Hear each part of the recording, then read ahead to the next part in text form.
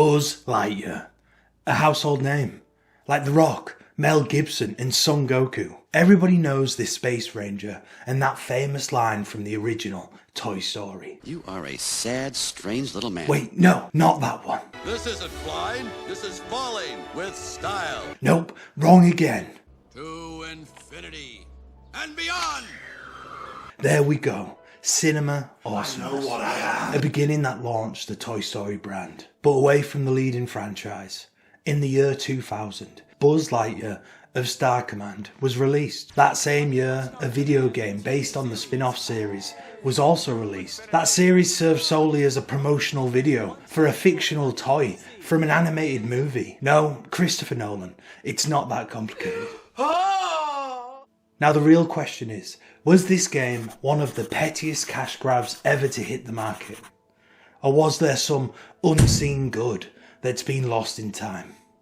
That's the mission from OTC headquarters. I was doing the usual, scrolling through the nostalgia section on PlayStation Store, and I came across Big Buzz's dumb face.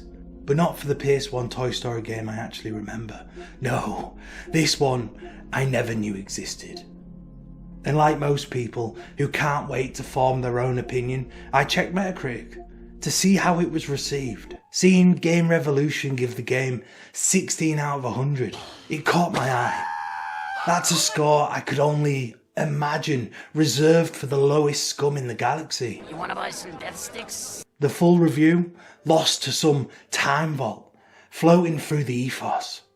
The only surviving quote goes like, if Buzz were real, he would come down and beat up the creative team who made the game. You are a toy! There must be some kind of defense. Surely, it can't be that bad.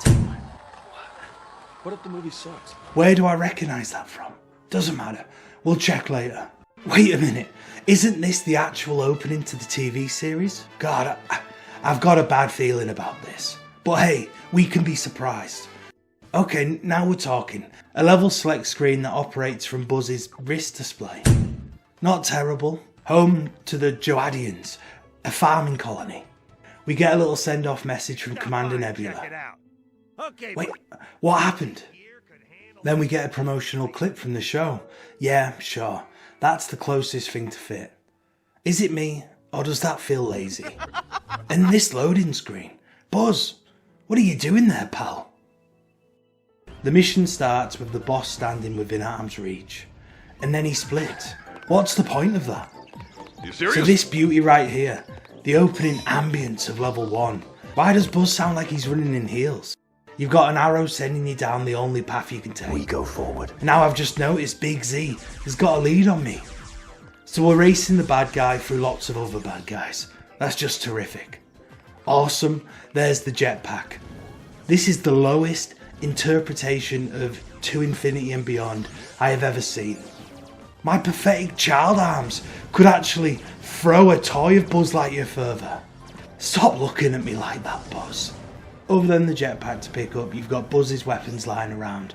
Shields, which come in handy. Now we're talking. Sweet ride, Buzz. Let's see what it's got. It beats the jetpack. It at least does what it should. It hovers at a faster pace than waltzing through the stage. Honestly, what are with these controls? The first Armoured Core controlled better. Much better. It's just slippery.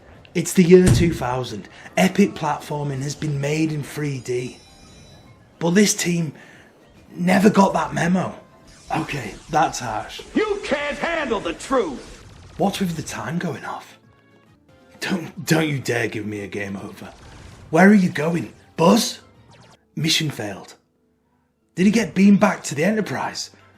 Or has he been reduced to atoms? Either way, that mission failed screen. I hate it. So we have pickups around the small stage, I collect them. He has one strategy. Be on your ass at all times. I can't escape him. Buzz has slightly more manoeuvrability than his toy counterpart. No, that's unfair on the toy. He's like a cheap action figure from a Mexican supermarket. No movement in the slightest from the lack of joints. Just awkwardly holding a blaster, repeating the same noise until he dies or catches fire.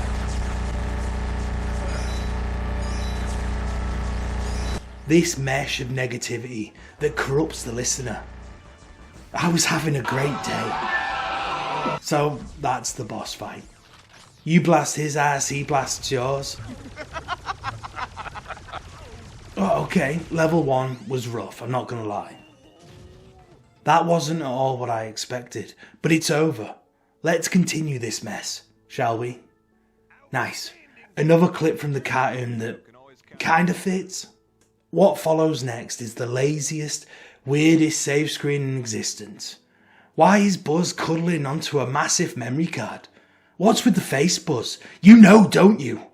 That face tells it all. I hate them. The briefing from Commander Nebula goes over the mechanics of the game. Why is this explained in Mission 2? He must be drinking on the job again. You buy gizmos from currency from missions. You can only make arrests in the bad guy's hideout.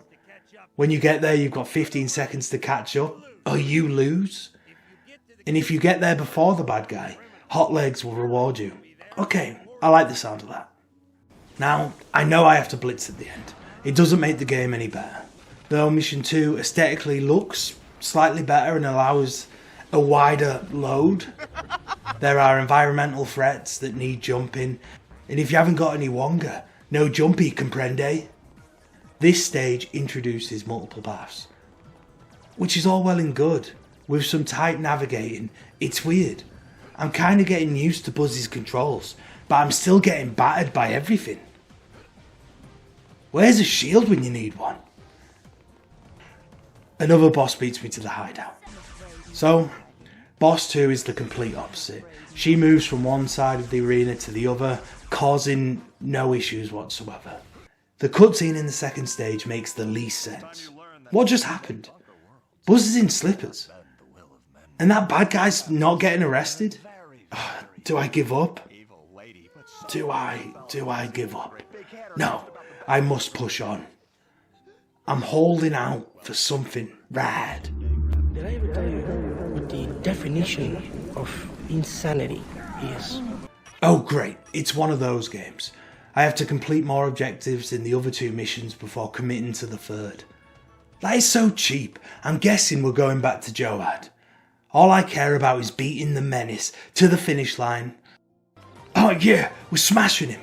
As soon as we're on the hoverboard, this guy is history. Did I ever tell you what the definition of insanity? Now over the awkward water.